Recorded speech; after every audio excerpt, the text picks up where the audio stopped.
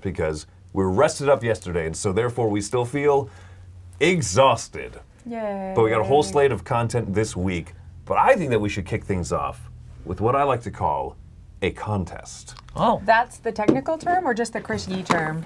That's me, baby. That's all me. Ooh, I didn't know you came up with that word. So, Pandasaurus is a sponsor for this today's episode of If you didn't have the Board box Game cover, there's Breakfast. the box cover. It's different. It is different. This is after us. So what we have in the Dice Style Library is the Catch-Up Games version, but you can see right... This is so hard. This is too early. Right here, that's the Pandasaurus edition of the game. After us is a bit of a deck-building game. Oh, so you know what? How about first, you want to know how to enter. Email us at contest@dicetower.com. Go ahead and in the subject line put the word after. I bet you can guess why that is. Humanity's been dead for decades. Oops.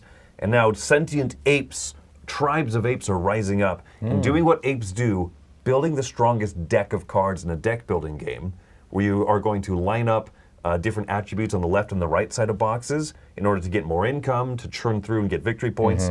Simultaneous actions. I love simultaneous actions. You do love simultaneous actions. Beautiful art by Vincent Dutray. You want to win a copy of this, and so if you do, make sure to email us, contest@dicetower.com. So there you go. Thank you, Pandasaurus, for sponsoring this episode, and with the game that I can... Man, I kind of want to play this again. Anyway. So, we got a whole slate of stuff coming this week. I know after this, at 10:30, there's a live play of Flock Together. Yes. We're going to have all the normal stuff. Tomorrow's going to be crowd surfing and everything. It's a full week, plenty of reviews, lots of exciting stuff coming up. For sure. A review of Last Light coming this week. What are some of the other big ones? What's happening is tomorrow. Is it tomorrow or is it tomorrow? Because it won't be today. Yeah. Yeah, we removed it from today just because we have enough stuff. I heard it was going up. Wednesday. Okay, that might be the case. And then crowd surfing. Anyway, if I remember some of the reviews, we'll discuss that later. But let's go ahead and start off breakfast proper now with our first segment, Eye Catchers.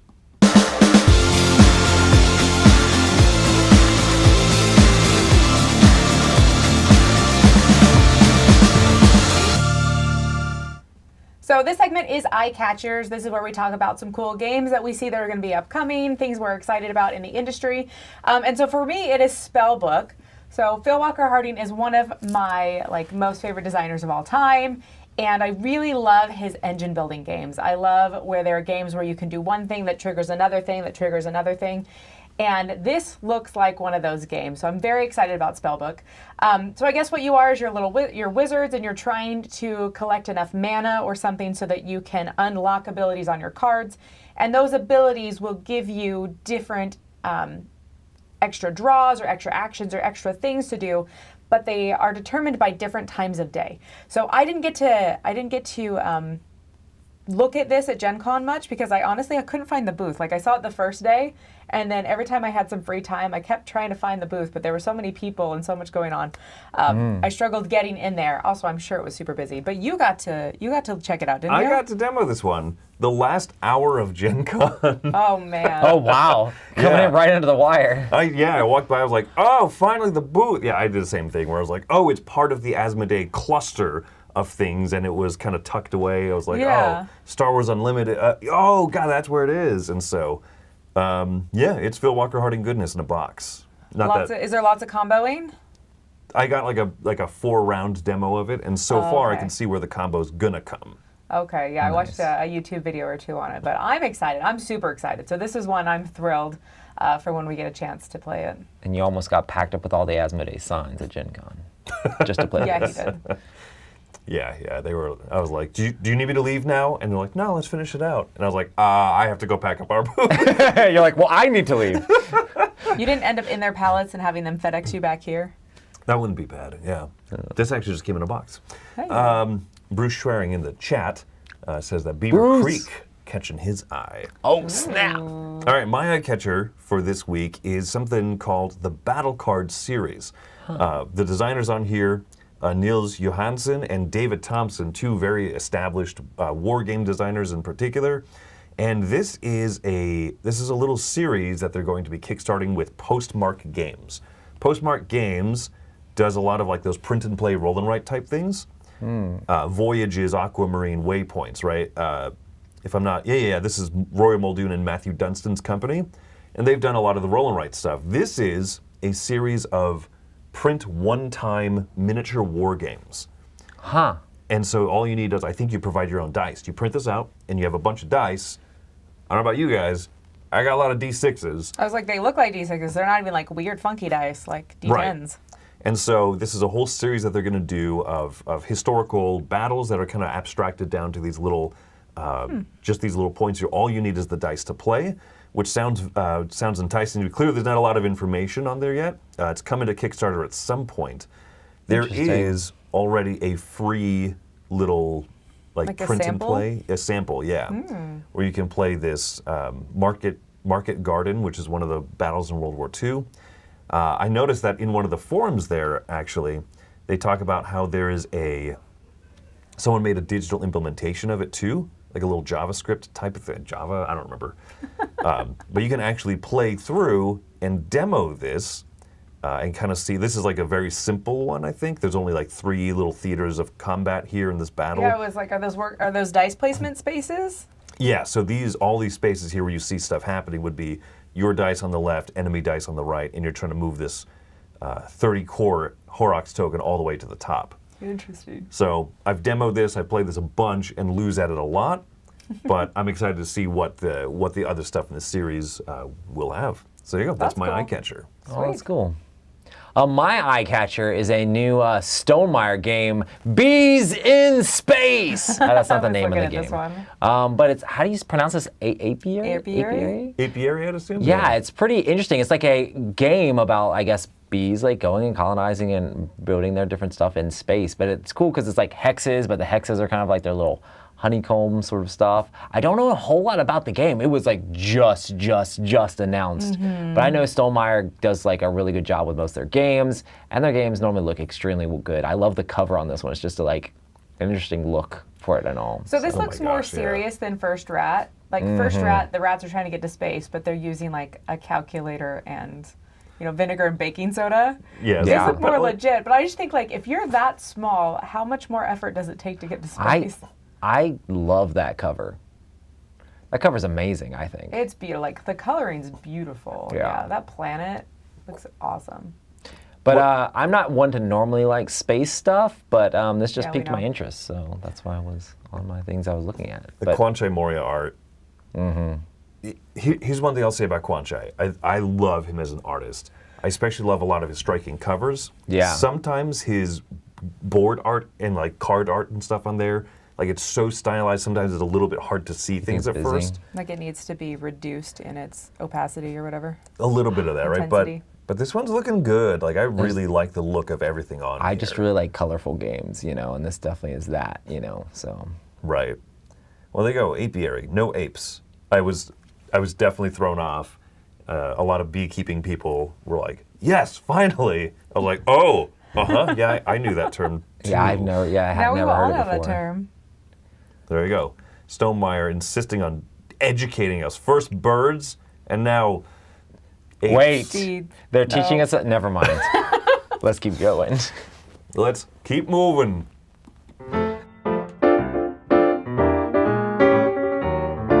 Rananitia fans, check out Pollen. One of the newish game from Rananitia by Allplay and art by Beth Sobel. This is a tile placement majority seeking sort of game. So each player has a set of cards. They'll be played into a grid, usually in some sort of checkerboardy sort of pattern. And then at each corner, you'll be trying to win influence with one of 3 types of insects. And the great thing is that you can't have, so there are 4 cards you play. If you're surrounding point scoring tile, then you score the point if you have majority of that particular box. But if it's all your cards, then you won't score anything at all. Yes, there's got to be multiple players with skin in the game, so you can't kind of run ahead with it. That's really the twist, I think. I think most, or if not all Rananitia games has some sort of twists that kind of like, and then not to mention the end game scoring. Yeah, he's always quite good at having, relatively straightforward games with a clever little twist. And in this one, there are 3 different types of insects that you're fighting for majorities on, and you have to have the most of at least one of those to even be in the running to win. And then, as long as you are, you count up all of the scores for the ones you weren't majority in, and then whoever has the most of that is the winner. So you need to be thinking carefully about what's actually going to take you to victory, not just collecting insects. Absolutely. I really like it. I recommend it if you are completionist, especially for running this year. Check out Poland. And hopefully you enjoyed it. I'm Stella, and this is Taryn from Maple University. Have a great day. This is a segment where we take a look at a board game based on an IP and tell you if the IP and the mechanisms match. Today we're looking at Ghostbusters Blackout. On a turn is you will spawn ghosts on any empty spots. The second thing you're going to do is everybody is going to roll their dice. And then you will have your abilities that you'll be able to do during the game. Now there's different sizes of these dice. Usually the PKE meter is going to let you buy equipment. This will allow you to move down the chaos. And then the car, the Ecto 1, will allow you to move across the board. So let's say you roll this. What you can do on a turn, you can use all of your dice. If you're in the same location as somebody, you can give a dice to somebody else, and then they'll have it. But if you want to use the car, you can move to a location.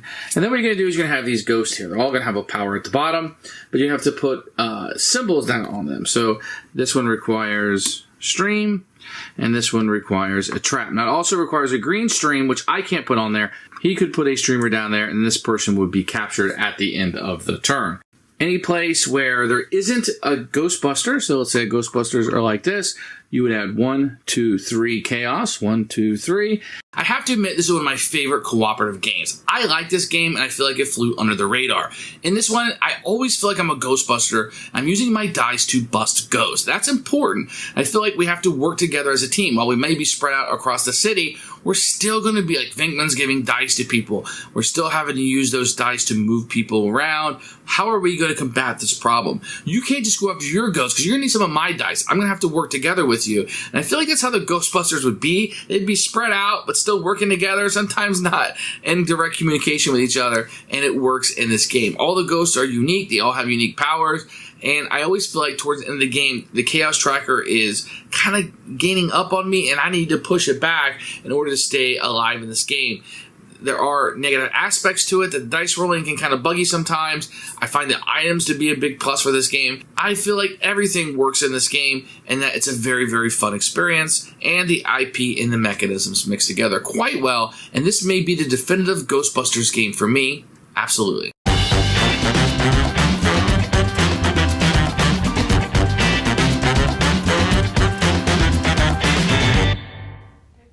It's time for a top 10 list. Seeing as how we just got back from the Dice Tower Retreat, figured we'd talk about our top 10 things that we did at the Dice Tower Retreat. By the way, pretty much gaming. That's what we do there. Yeah. Mine are all games, so. Mine are also all games. Okay, good. Mine are games and people. Okay, well, some of my photos show people in them as well. That's fair. I didn't add any photos with people. But also as a reminder, our number 1 is from you all. So if you went to the retreat, if you have an awesome experience, share it in the chat so that we can pick one of those for the number 1 answer. If anyone in the Nice. chat was in the retreat, then we'll just... no, Bruce was there. Bruce was definitely Chris's there. turn was in there. I.e., okay. I saw several people that were at the Yeah. retreat in the chat today. So thanks for joining us after having a whole week with us. You're not sick of us, and you're joining back. That's right. Utterly shocked. That's right. All right, let's start off. Number 10, one of my favorite things that I did there was I got to try out the unmatched, what is the proper name of the co-op version? Oh my Legends- goodness. Of the Hidden Temple. Anyway, the unmatched co-op version there, I got to play as Nikola Tesla. Ooh, you fancy. And I really like Tesla, just as a weird... Something adventures. Adventures await. Thank you. Adventures await. Yes, so I got to beat up the green aliens from outer space as I never Tesla. played the aliens. How would the aliens work? It's cool. It has a little bit of a pandemic-ish mechanism where these little alien critters like pop out on the map in these different cornfields. So you have to, when you draw up and move, you have to land next to them and then you get rid of them. But if you leave them out there too long, they keep accruing. That threat track keeps shooting up. Interesting. So yeah, so you have to plan your moves and your draw action accordingly. So super neat. I really like this one. And I got to play as Tesla. Hey, Alexander, thanks for the super chat. Yeah. Yeah. Welcome back home. From the retreat. Welcome back from, I read it as home. Yes. Thank you. We are back. Well, I'm welcome that you're home. I'm glad that you're welcome. Wendy. Me, 2 a.m. speed run of games. So one of my favorite times a day at the con is that like 2 a.m. crowd that is a hot mess of wake-upness, or they're just West Coasters, and so they just haven't gone to bed yet. They haven't gotten tired yet. But yeah, playing Paladins, playing Council of Four, those are games that I love Paladins, and I was excited to learn Council of Four. And both of those was like, okay, we're starting at like 1 o'clock in the morning. Can we get this done as fast as we can so I can go to sleep and function tomorrow? It just was a lot of fun. I was super impressed actually with Paladins because I taught someone, and then as I was teaching him, 2 other people showed up who've played it before. And so we're just like, okay, I think we played it in like 1 hour, 1 hour 15. Nice. Like we pounded through that. It was fun. It was super fun. Wow. All right. Yep. Roy, number 8. My number 8 is I've done this is the second year in a row, but with Bruce, who's actually in chat, he brings his cube of Magic the Gathering. And I don't play Magic the Gathering a whole lot. I play it here and there, but he has like a cube that's based off the like a little bit older like cube from Magic Online. So it's like all these like really vintage cards and all this cool stuff that you can't normally play with. And it was a lot of fun to get to draft that stuff and play it against people. It's just always fun. I used to do draft cubes a ton, like back when I used to work at Target. Forever ago with some of my friends there, but just fun. And I posted this picture because there's like a turn 3 hand where you can throw down a really powerful card, and that card is basically indestructible. Guess what? It doesn't stop when people make you sacrifice it. It still died, but it was still a fun game. It was a lot of fun playing with everybody, Magic Cube, and it's just fun to get people together that are interested in that and playing a bunch of games. I lost a lot, but I still had fun with it. Hey. What I got from that is that you were indestructible and yet you died. I was indestructible, but I still had to be sacrificed. Oh, but were you sacrificed to the Kraken? No, I just Or went the to my volcano gods. I just went to my discard pile, and it was very lame. That's a bummer. Number 7. Got to play a game with one Michael Delisio. Sunrise Lane, a Dr. Reiner Knizia game. Shocker that Mike brought this out. This was fun. This is like it's a card game where you basically draw cards or play cards on your turn. You can build these little buildings, and the taller you build them up, the more points you earn. The spaces have different points on them. I'm sure that you will see a review of this soon, and the fact that it has Reiner Knizia's name on it means that Mike will at least give it a 9. That is not true. That is accurate. No, it is really not. Like half of Knizia's games are bad. This is not a bad one. I like the way that it looks and everything. Small footprint too, so I thought that was kind of cool. And then playing with a few different folks there. Sunrise Lane by Dr. Knizia. That's fun. That's fun. All right, mine was I played 6 hours of Board and Dice. So I started out teaching Barcelona to a couple people, and so we did a 4-player game of Barcelona.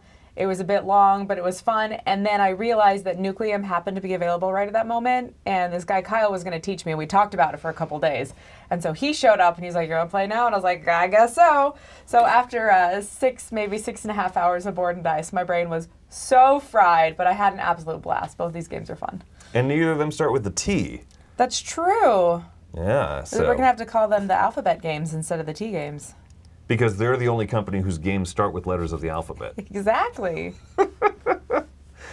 Alrighty. Roy, number 5. My number 5 was that I got to teach Ruthie Dune Imperium, and she was like actually kind of scared to get into this game at first, mostly because she'd heard of Twilight Imperium. I'm like, it's a different game. It's not the same thing. Different levels.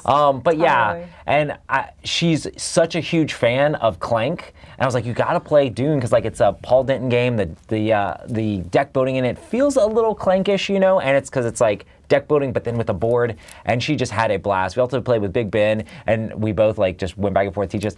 Halfway through the game, I was like, I told Ruthie I was pretty good at this game, and she is wrecking me in this game. But it was a lot of fun, like seeing how everything clicked for her, and just like being able to teach like someone that I've played a lot of games with, and like a game that is in my top 10 that I really, really enjoy. I love Dune Imperium, and it was just really cool to get that game to the table. And she loved it. She really wants to play it again, so that's really cool. Very cool. Shout out to Big Ben over there as well. Big Ben! Yay. All right. I picked up Dune Imperium for Chris so he can play it solo. Oh, Yes. no. Yeah, I'm very excited to actually own a copy of Dune now. Oh, that's awesome. All right, number 4, my final pick, my favorite experience of the Dice Tower Retreat. the next winner of the Kennerspiel Awards right there. Beat the 8-ball, folks. I loved this game. There was a day that I was super tired. I was exhausted, right? Just the retreat is tiring and stuff. We had to also drive back and forth for family stuff for a few different reasons and stuff. So like I showed up one day and I was so wiped. And I was like, I don't know if I could jump into say 6 hours of board and dice games or something right now. And Beat the 8-ball was the perfect cure for that. It was such an uproarious time. You spin a big 8-ball, and then you have your own individual launcher where you try to release your own colored marble. You want to be closest to the 8-ball without being behind it. And that simple premise, you already know all the rules to the game.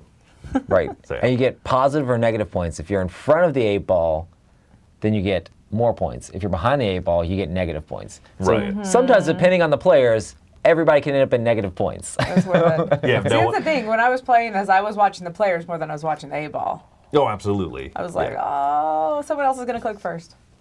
All right, that's my number 4. Oh, that's fun. Oop, that was weird. Oh.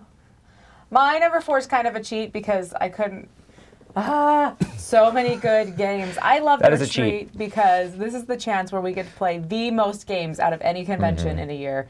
Like, it is so much fun. So I got to play games that I was excited that I was new to me, like Gaia Project. Never played that before. It just kind of didn't happen for me. And so I got to play that. I got to teach people Hadrian's Wall. Brass showed up. Like, the very last day in the morning, I walked in and, like, people were just sitting there with 2 flags up for Brass. And I was like, oh, okay. I wasn't planning on playing this retreat. But, yeah, Endless Winter. Just so many good games. It just was great. Great experience. So many good people teaching me games, reminding me how to play games, letting me teach them games. Like, oh, it was so much fun. Things that I love about the Dice Tower events. Yeah. The players wanted flags, the teachers wanted flags, and seeing people flock to those teachers wanted flags and helping people out. So much awesome. fun. So much fun. So, caveat for my last one here is every single retreat I try to play like a big epic game, but then add even more players to it than it's supposed to be. I played Heroes of Land, Air, and Sea. I had like 8 players. I played, we played the Battlelore 2nd Edition. There's not actually a real version where you can play the Overlord version of that or like the epic version of it, but I make it up and kind of like make it happen. But this year I played a 12-player game of Last Light, which you can't normally do in Last Light. It normally goes up to 8. But I'm a designer, I can do what I want. So I added in like an extra expansion to it, and the fact that we actually have a production copy in the Dice Tower library now, we played this gigantic game, and we played 12 players in 90 minutes, and everybody there just had so much fun with it. It was just straight chaos, but it was still a lot of fun. Lots of interaction, lots of conflict, but also the guy who won was just doing a Eurotech engine over in the corner for the most part. He did get into the mix a little bit, but it was pretty cool to see a lot of the gameplay in the game. One guy got a couple big ships and flew into the middle and had range on them, was just blowing up everyone.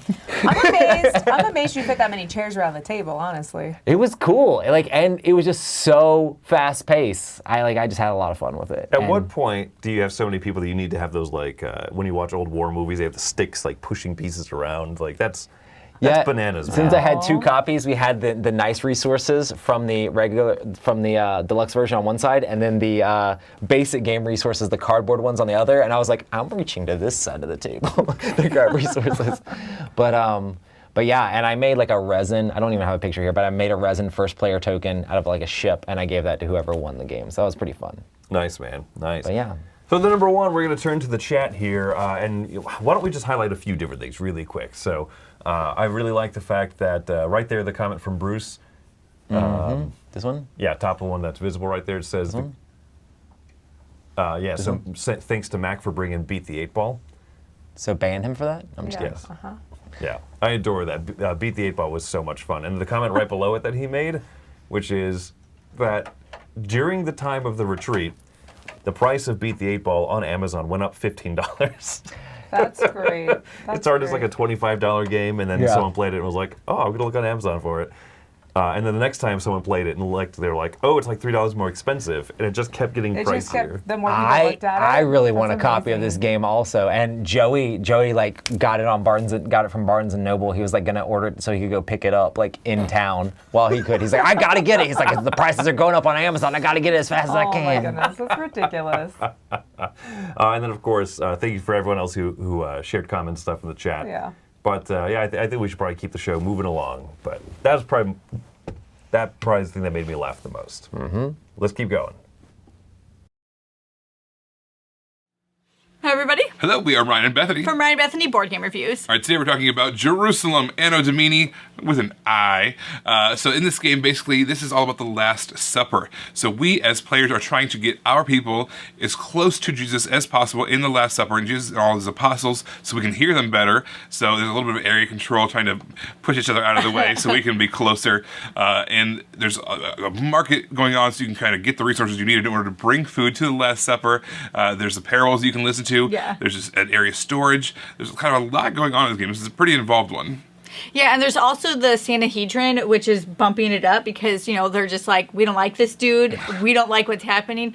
And so that is ramping up. That's how the game ends. It's this track where they keep getting these secret meetings. And in fact, there's certain areas where in the game where it says you can do this, but you don't have to take the extra action unless it's a meeting with the Sanhedrin. You are required to take that action if you can. But here's the thing. So this is designed by Carmen Garcia Jimenez, and I enjoyed this so much that I am going to be looking out for her name on games coming up. Like, I want to play whatever else she comes up with. This was so fun, so unique that I'm like, I am listening for whatever you coming up. I'm looking to see whatever you're coming up because I enjoyed your game so much.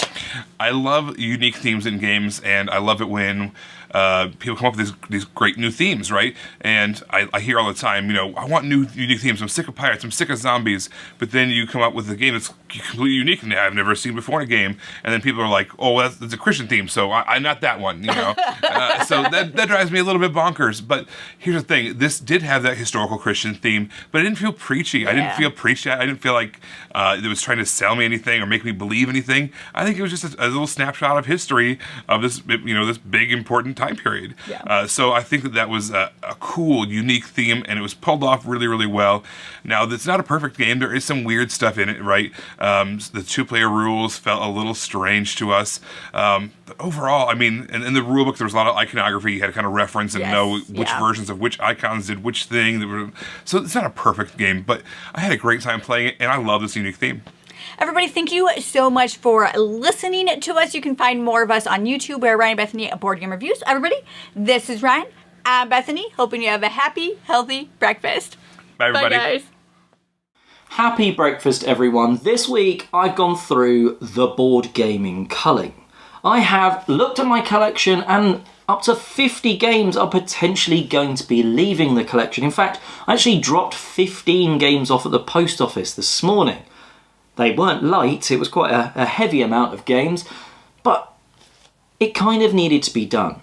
First of all, I've got some Kickstarters arriving. The special edition of Castles and Burgundy and Marvel Zombies is on the way, and if you know what they are, they take up a lot of room. Second of all, well, there's a number of games which, when I looked at them, it's like, that's a great game, I enjoy playing it, but I never get it to the table. A great example of that, for me, is the Ticket to Ride New York or Amsterdam variant ones. They're the small box ones, not the big Ticket to Rides, just the small ones.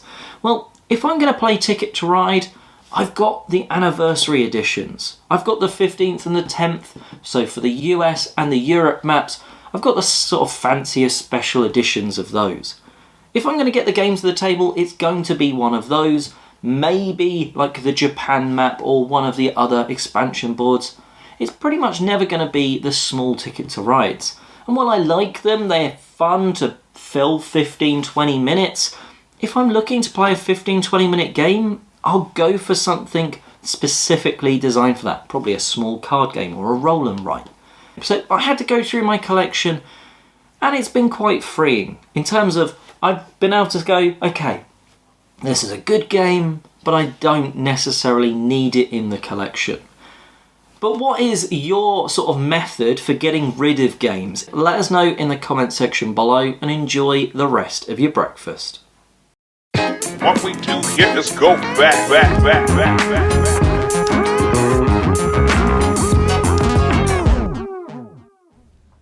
All right, we're hitting it old school with old school game today. Today we're going to be taking a look at the one and only Inca Gold.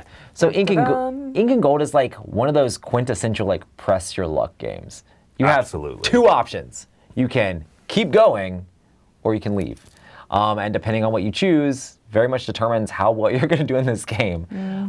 Basically, you're going to be revealing these different cards that are going to have different denominations of gems on them, but there are also hazards or dangers in the temple that could happen. The first one that shows up, it doesn't scare you away. But if the second one shows up, it ruins your day and scares you away, and you lose all of the progress and all of the gems you've collected along the way. An interesting thing about this, though, is that as you're going through, each time you get to a card that gives you gems or the points for the game, you have to split it evenly with all the players that are still there. So the further you go along, the more you can get if other people have already left. Also, when you leave, you get any gems that weren't divided evenly on the behind. There's also these different like gold totem things that you can grab as well if you're the only person that runs away at a time. So there's this whole like sizing up the other players of like, when are they gonna leave? Like, if I leave now, there's a lot of really good things behind us. And if I leave, I could get all that stuff. But then multiple people leave at the same time, and it still has to be divided evenly, and it can't be, and you end up leaving without as much stuff as you thought. This game's great. There's so many of those good moments where you're like the very last one in the cavern, and you're like, flip One another more. card, flip another card. And when you get that like 15 card, you feel so good. Oh, man, So yeah. great. But then when you're just getting like little ones and twos, you're like, was it worth it? Was it worth it? Oh, I died. Yeah. And it's also a game about trying to determine like where you are ranking with how much everybody has got, because you hide all of your resources in a little tent, so you're not exactly sure if you're winning or not. I mean, unless you're perfect, no, if you're like counting everybody's resources the whole I feel like you kind of know though. You kind of know. You're kind of like, I know Chris has done really good runs. That is forcing me to do better. So it's like you're like, well, Chris, you're still in there, and I know you're already ahead of me. You're going to have to leave, and I'm going to have to keep going for a while. And then it's like, well, I still haven't caught up. And it just pushes you even further. So it pushes your luck, even though you shouldn't. It ends up making you be like, I got to catch up. It's just this interesting dynamic in the game, and it can be played in really high player counts because simultaneous action. It's really It goes fun. to like 8, doesn't it? Yeah. Yeah, it's definitely a large player count, which I think is cool, because if I'm going to introduce a party game to someone who doesn't done a lot of gaming, like this is such an easy one. Right. Hold on your meeple or drop your meeple. Like that's it. And this one does work even at the lower player counts, like 3 people. You know, it's oh, I don't know. I think it still has that tension, right? Because as you were talking about the tension of you feel compelled to stay in because you're like, oh man, Chris had a big haul last round. But you staying in makes me feel the compulsion to stay in because I have to stay ahead of you if I bow out. And then all of a sudden you have a run. And then you have those things where 2 people are just like, not gonna leave, and both of them end up getting wrecked, you know? Yeah. And then the rest of the people are like, yay! So one thing that was mentioned, so the edition that we have is Inca Gold. It's from the Eagle Griffin line, and they provide you the cards, you know, the leave or the stay card. And someone said it's much more fun and much more tactile if you have a meeple, and you hold it in your hand. I don't know if you play this way, right? But everyone holds the meeple in their hand, and then you count to 3, and you say, okay, if you drop it, you're leaving. If you hold it in your hand, you're staying. 1, 2, 3. And so 2 things happen from that little variant. 1, it's just kind of exciting to be the one person that's like, I'm out, you know, and then everyone else is like, yeah. 2, it kind of speeds it up, because if you're sitting there with the cards in hand and you're like, should I stay? Should I leave?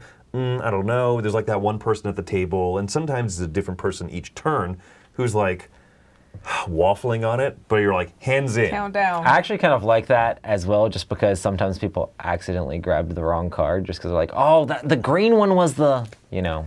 Yeah. That's funny. I've never played it with the cards. I've only played it with the meeples. I assumed that was standard. No, nope. Interesting. Oh, okay. No, that's like a little variant. I think that in one of the editions of Diamant, in fact, there was a picture that showed like 8 different colored meeples in there. I think that in one version that was like a standard rule, and then in like the more common printings, it's just the cards. The cards. Oh, Where did we get the interesting. meeples from in our game? I just stole meeples. I'm a thief. Well, Things send me to Chris jail. doesn't tell me. Goodness gracious. he found Don't them ask me in how I got all a those Incan dice temple. that I'm going to play Battle Card Series 1 with. How many games don't work anymore because of Chris? This is the way. Oh, yeah. So, fun thing I learned here, I was like, Inca Gold re-implemented by Tencha Total? What is this? So this is a Portuguese language edition. I'm not sure exactly where it's from. But apparently here, it was apparently first called Risco Total, which was an unauthorized reprint of the game. Bruno Faiduti got into a like legal battle? a legal battle with them, and they came to an agreement and actually published it as Tenchao Total. So, folks, don't steal games. The very That few seems like a times that good it idea. happens, you get caught. So anyway, Inca Gold, Alan Moon, Bruno Faiduti. What a cool little team up of designers for this Oh, one. yeah. Yeah, I love it. All right. That's it for Inca Gold, and that's what we looked back at our old school game. Oh, I haven't rated this on here. You better rate it. Now we Ocho. all see. Let's go. Hello, this is Oliver, and today I'm going to be talking about a game that I've had a lot of fun with recently, and it's the newest restoration game, and that is Thunder Road Vendetta. So what I like about Thunder Road Vendetta is, number one, the theme is really, really awesome. It's like you're trying to get to the finish line, but you're also trying to destroy other people's cars while their cars are trying to destroy you, and it's just all this chaotic fun, and I love it. It's awesome. Another thing I like is the art looks really cool, like the big board, like that you're racing across, and even your player boards look awesome, and also it has this little toy factor with your miniatures of your cars and your helicopter. It's just a fun thing, and the propeller on the helicopter actually moves, so that's really fun to toy around with.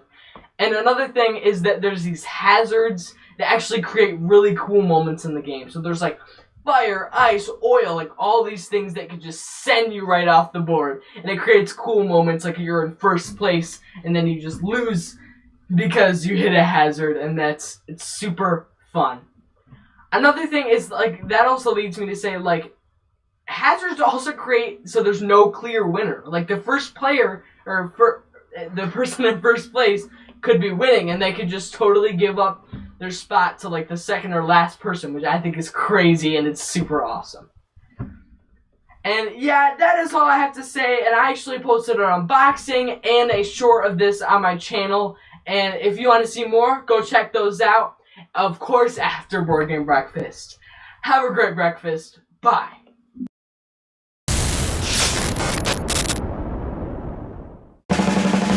What's up, my dudes? This is Charlie. We're gonna check out one of my top 5 favorite dexterity games, Tsunami Showdown. Drop into the soup, bros, catch some waves. Shaka on in. This game is the best. What are you doing? Oh, hey. I didn't see you there. What's up? How's it going? Why are you wearing a wig? This is my mocking wig. Yeah, I use it exclusively for mocking. Looks like you were having a great time. Saying this game is the best. No. You probably heard me say this game is a test of how dumb you are to like this game. It's probably this weird cough I have that you heard me do. This game is a test. That doesn't look like a game. Looks more like a kid's toy. Ew, this probably has boogers all over it. Yucky for babies. It's a toy, not a game. Yeah, definitely not one of my favorite games of all time. I don't think you're hearing me. It's a toy, not a game. Yeah, you dumb game. You probably can't hear me because you're on that shark surfboard having way too much fun and going down Mondo waves, and it's so loud, you screaming, it's so much fun, and you probably can't hear me. Look, Charlie, it's okay to like the game. You don't have to lie about it. What? Ew, disgusting. This is baby stuff. If it is a game, how would you even win? I mean, I guess you could have a point value based on the tricks you do and a difficulty scale and how hard the trick is and stuff. Yeah, and a chart system that gives you multipliers based on how intense the combo was. I mean, that's crazy. Who would have that, though? Is that the chart, Charlie? Oh, this? Oh, that's so weird. The game developers must have added it to the game. They're so annoying. Why does it say Charlie's favorite game, Surfing Shark, 6-trick chart? What? No, it must have been that weird coughing fit I was telling you about when I was writing in my diary. If that's the case, then why does it say, I, Charlie, being of sound mind and health, and definitely not having a weird cough, created this 6-trick chart? What? Imaginary evil twin? And definitely not written by an imaginary evil twin. Look, Charlie, do you want to play the game? I'm on my break. Yeah! Oh, let's go! Hey, what are you guys doing? It's my brother's. Yeah, you see, I wrote this in my diary. I wasn't imaginary even twin. I've got this weird cough.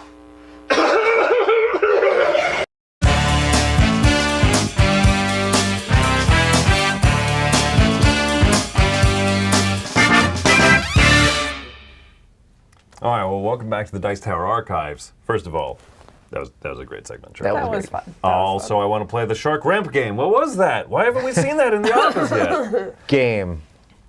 It's a game. Well, if it has a chart, it has to be a game. Right. Yeah, that's what I say.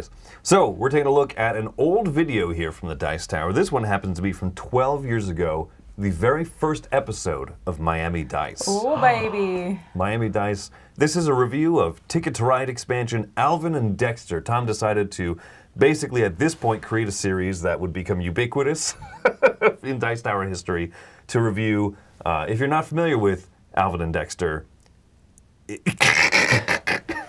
that space in the background is amazing. I could not. I miss look the at their green screen faces. era. oh, the green screen. It's just moving so quickly. Oh, that asteroid belt's gonna get Sam. Watch out. Oh my gosh. Look at Sam's wearing an Iron Man shirt before Iron Man was like even super cool. He was only kind of He was already super cool, Chris. Calm down. He was only kind of cool at this point. He hadn't snapped yet. Wow. What can you say about this? So first of all, We'll see. It goes the other way now. The asteroid shifted directions. Roy, you're the space expert. Does that happen normally? Well, normally, if the video is only so long, you could like flip it and then replay it the other way. So that way it just continues throughout your whole talking segment. Their intro is too long. Okay, so a cool space fact that I learned about gravity is that space debris or satellites, whatever, the reason why they don't crash into each other is because if they change speeds, they actually change the distance they are from the planet. So that's why nothing hits each other and like explodes. You can't be on the same plane and be moving at Yeah, different speeds. so that movie Gravity, totally wrong. I was about to say, it would have already happened if it was going to happen, you know. So. Right. So, are you familiar with Alvin and Dexter, the little mini expansion for Ticket to Ride? I watched this. This is how I knew about it. Oh, got it, yeah. I've never played with this. You're like blocking cities.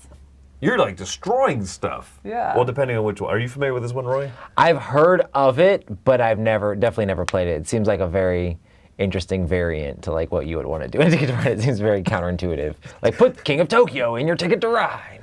Counterintuitive sounds more the word that I would use to describe Yes. it. I don't even know. I'm not even interested, like in the least bit, in playing with Yeah, this. it's such a weird thing to throw in a Ticket to Ride game. Tom is also convinced that that I should try at some point in the game Manhattan, the one where you build the skyscrapers. He's like, yeah, you should try the Godzilla variant where you destroy stuff. I'm like, no! That would make me angry. I would play that. I So- like the chaos in the games, but that's me. But it's so weird that this is for Ticket to Ride. Anyway, this is Miami Dice episode number 1, the very first one of these. Did they still do the thumbs up system and thumbs down system at the end of this? I believe that they did. Yes. Wait, was Yeah. that just Sam giving thumbs up, or was it just him doing thumbs up? Also, I used to have one of those dinosaur masks. I hope- They're so weird. I don't know why Tom doesn't wear that mask hat thing all the time. Yeah, you know, people say sometimes like, oh man, the Dice Tower isn't what it used to be. And Tom often says, yes, and that's a good thing. I don't know. This was peak right I here. would wear weird hats if I could. We peaked. You can. Nothing is stopping you, especially not me. My favorite comment that I saw looking at this video here was someone had typed in and said, can we go back to Tom having Melody as his co-host? And you know what? That instantly made me feel better about every time someone's like, oh man, Chris is in this video. Like, well, it's pretty much been happening since the beginning. Yeah, we all get all sorts of crazy comments. But yeah. Let's see if we can find that dinosaur hat. Let's move along.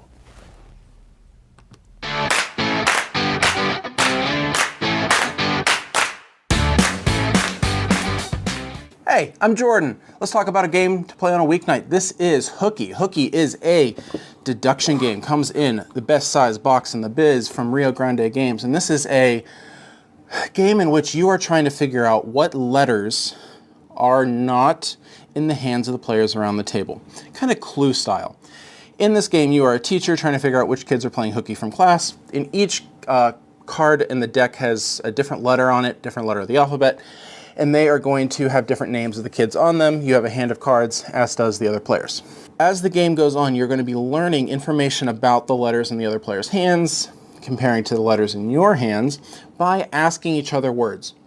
All right, asking 5-letter words like hooky. So I might say, Rachel, hooky. And then she has to respond with how many letters she has in her hand from the cards. And so if she has the O's, or maybe she has an O and an H, then she would say 3, because she has the O's, which is 2 letters, and the H, which is 1 letter. And then we had to deduce on our sheet of paper with this giant screen which letters are which letters she might have, which letters she might not have, and you're trying to figure out which 3 kids are playing hooky from class. This is such a wonderfully charming game. It is such a sleek kind of system that's just using some cards and some paper and pencil. It's such a pure deduction game, but it has that word element to it, and it just feels really, streamlined and kind of boiled down to what a deduction game can be in such this like cool small package. And like I said before, it's just super charming. So that's Hooky. Love this one. Don't play Hooky. Just play the game. That was bad. I'm Jordan. Thanks.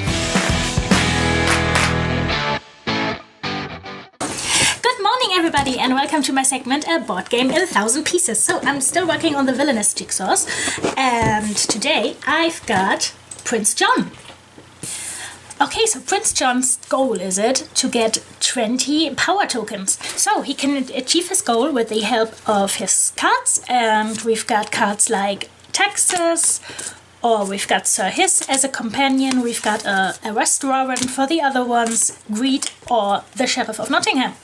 If you want to spoil his plans, you can do this by using the hero cards like Little John, Maid Marian, Toby, or Robin Hood, or events like Steal from the Witch. His locations includes the Church from Brother Tuck, the Forest, the Prison, or Nottingham. And this is his nice figurine. So, that's the game, that's the jigsaw, let's start doing it.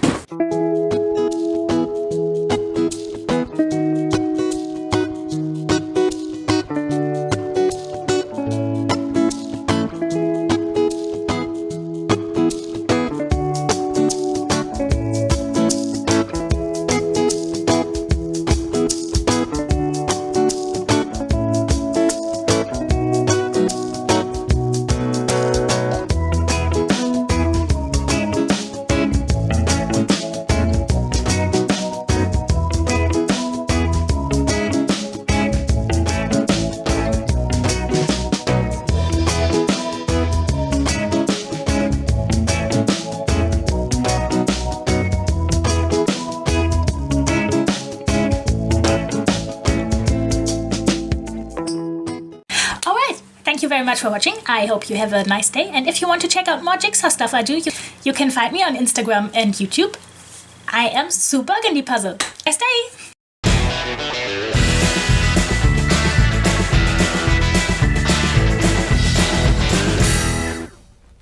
All right, it's time to take a dip in the mailbag. I'm very curious to see what the question will be, but more importantly, who's the mailman? Who's the mailman? And or woman?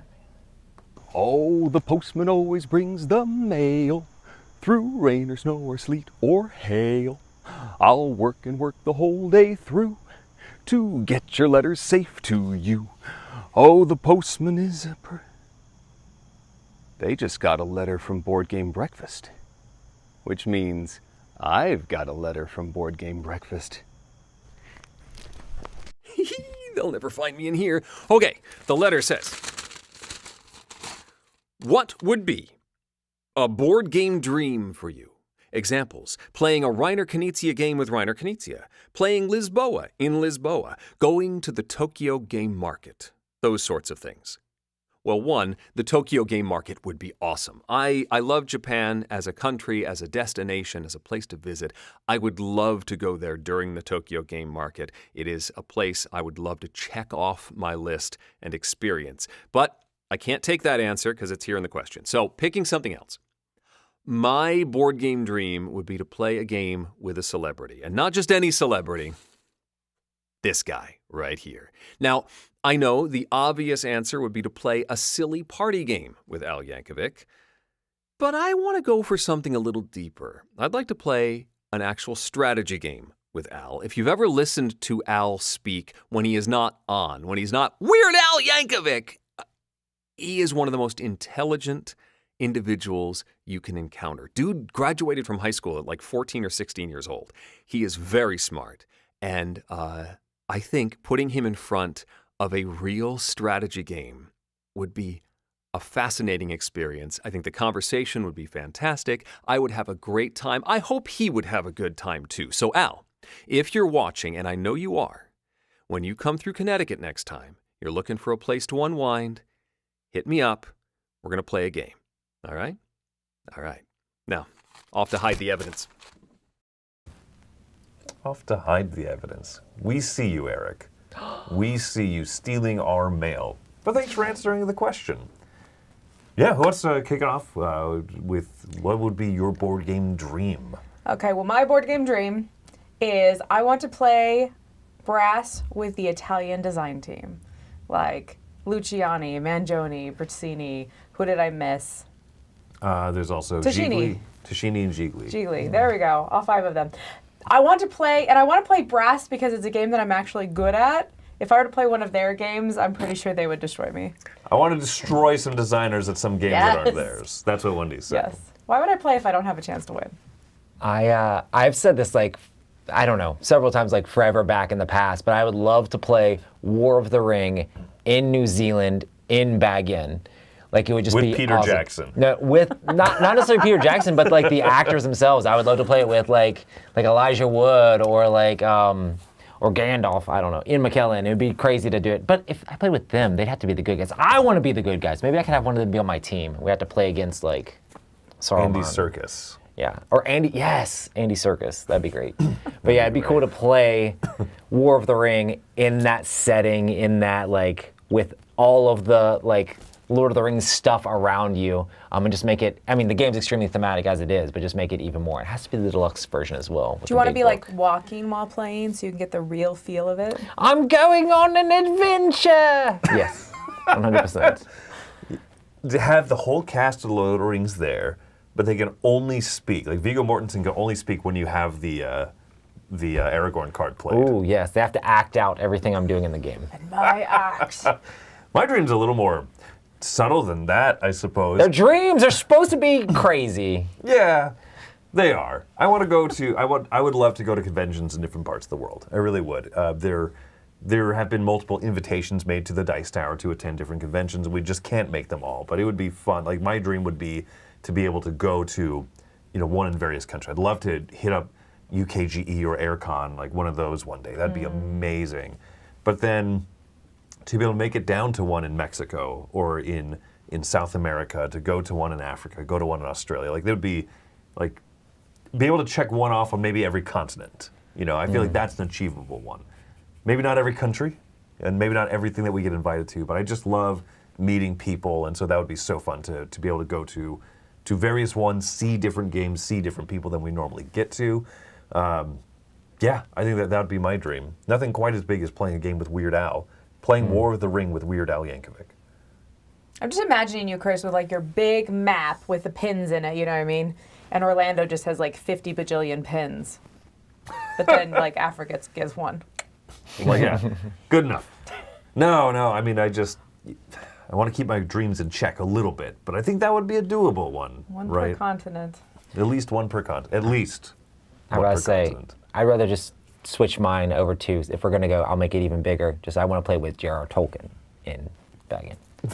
I'm going to make mine bigger too. I'm going to play in Birmingham with the Italian design team. Yes. It's got to be thematic. You're going to inconvenience them. Like, no, you got to travel out to me. Yeah, I'm not going to Italy. This is my dream. It's all about me. It should be. It should be. It is funny that you didn't choose one of their games, which I'm sure would almost be a relief, you know, of like...